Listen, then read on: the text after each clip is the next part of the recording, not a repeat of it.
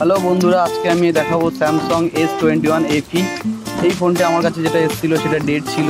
তো এই ফোনটার প্রবলেম ছিল ভিপিএইচ লাইন শর্ট। এই মডেলটার ভিডিও আপনি কোনো ইউটিউবেও পাবেন না, কারণ আমি অনেক সার্চ করেছি, আমি এটার ভিডিও ইউটিউবেও পাইনি। আর বর্ণীয়ত সিমেটিক ডায়াগ্রাম বা কোনো কিছু নেই। তো আপনারা যদি এটা সার্চ করে ইউটিউবে পান তো আমাকে জানাবেন অবশ্যই কমেন্ট করে। তো চলুন, মাদারবোর্ডটি আমি নিয়ে নিলাম। দেখুন, সবার ফার্স্টে স্মোক রজন দিয়ে ভিপিএইচ লাইনে আমি ভোল্টেজ দেবো, তারপর দেখবো শর্ট কোথায় আছে, ফাউন্ড করার চেষ্টা করব। তো নেক্সট একটা করে প্রসেস আমি আপনাদের দেখাচ্ছি, আপনারা ফলো করুন আমার প্রসেসগুলো, তাহলে নিশ্চয়ই ফোন অন হবে, প্রবলেমও সলভ হয়ে যাবে। চলুন দেখতে থাকুন।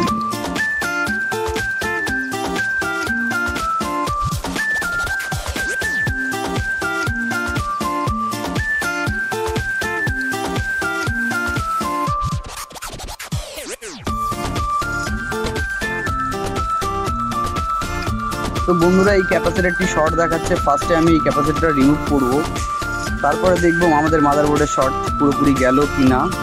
তো চলুন ভিডিও দেখতে থাকুন।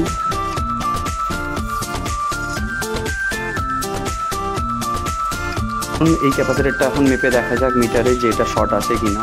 তো বন্ধুরা, এটা শর্ট নেই। তো আমাদের নেক্সট প্রসেস এগোতে হবে, দেখতে হবে ফোনের আরও কোথায় কি শর্ট আছে, আমাদের প্রবলেম তাহলেই সলভ হবে।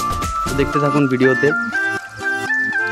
বন্ধুরা, এই ফোনের কোনো ডায়াগ্রাম, সিমেট্রিক ডায়াগ্রাম বা হার্ডওয়্যার সলিউশন কিছুই নেই বর্ণীয়তে। সেই কারণে আমাদের একটু প্রবলেমটা ধরতে একটু লেট হচ্ছে। তো আপনারা ভিডিওটা দেখতে থাকুন, আমি কীভাবে আবার ভোল্টেজ অ্যাপ্লাই করে ভিপিএইচ লাইনে শর্ট ফাউন্ড করি। দেখতে থাকুন।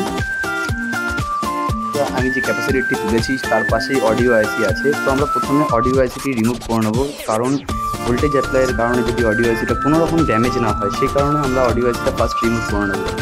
দেন আমরা আবার ওখানে ভোল্টেজ অ্যাপ্লাই করে দেখব যে কোথায় শর্টটি আছে।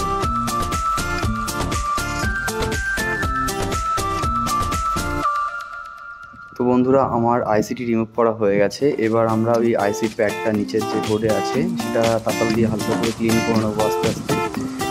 দেন তারপরে আবার ভোল্টেজ অ্যাপ্লাই করে ট্রাই করবো।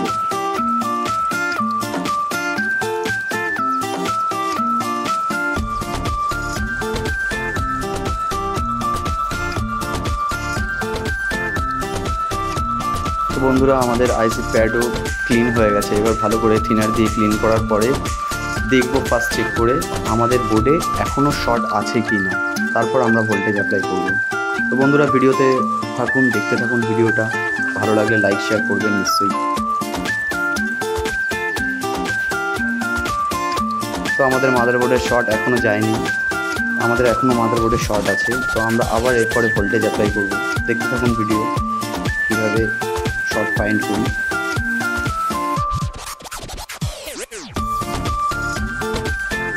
আবার স্মোক রজন দিয়ে নেব বোর্ডের মধ্যে, আমাদের শর্ট তাড়াতাড়ি ফাইন্ড আউট করতে পারি, সেই কারণে স্মোক রজন দেওয়া হয়। তো দেখুন বন্ধুরা, এরপরে ভোল্টেজ অ্যাপ্লাই করে কীভাবে শর্টটা ফাইন্ড আউট করি।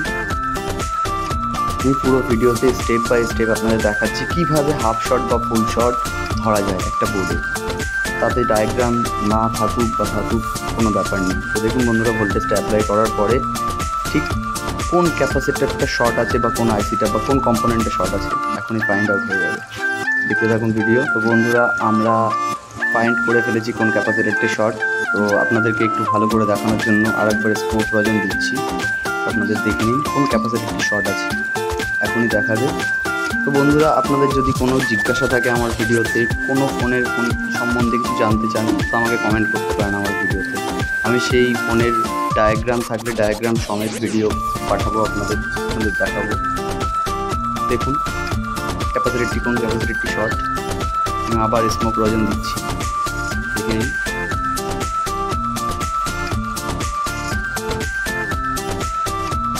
তো বন্ধুরা, ভিডিওটা যদি ভালো লাগে আপনাদের, তো লাইক কমেন্ট শেয়ার করবেন। আর কোনো রকম কোনো প্রশ্ন থাকলে আমার ভিডিওর নিচে কমেন্ট করতে পারেন।